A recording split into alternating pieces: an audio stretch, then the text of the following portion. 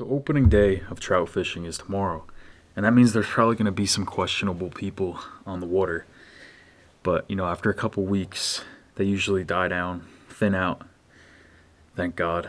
Anyways, I just wanted to go over the plan for opening day. It can be really tough to fish opening day because it's usually a shit show. But this year we're going for the limit, so I've got a lot of different stuff here that I'm going to talk about, and hopefully we'll both catch a bunch of freaking fish. Number one lure of all trout fishing is probably the spinner. I don't really know if it's a color thing as much as it is like a shiny, flashy thing. I usually just bring a bunch of spinners to wherever I'm fishing and just try them all out, see what works. Usually white does good, but I've caught fish on all different colors. I think it's just the shininess and the action that gets the stock trout to eat. And we'll be testing all of this stuff because I'm going to go every single day, probably for a month. A close second for the best trout lure of all time for me would be the Berkeley Power Worm, I guess it's called. These guys. They can't resist it. Basically how I'll fish this is, it's a little hard to cast because I have it on such a light jig head, but you don't want it to actually be sinking too quick because you want it to float like that. I think this is probably like a 1/16 or 1/32 ounce jig head.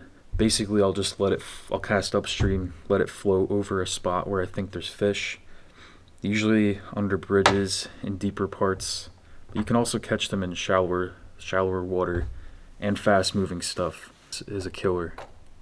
So the next thing we're going to talk about is this stuff. Now, a lot of guys hate this power bait, but I actually think it's pretty good. I don't use it in the river. I only use it in lakes and stuff because I think it's a lot more fun to use something like a spinner or the worm I just talked about. But when I fish this in a lake, what I'll use is I'll just I'll put this egg sinker on my main line, and then you tie on a barrel swivel like that, and then you tie on a leader to that, and then you just use a treble hook, usually a smaller treble hook, and you just hide the treble hook in the power bait. That stuff floats up and it catches a lot of fish. And then I'm gonna experiment with this lure or jerk baits in general. I don't have a lot of experience with jerk bait fishing for trout, but it should work. Honestly, these always look good on the water. And then another experimental one I'll try out is the salmon eggs.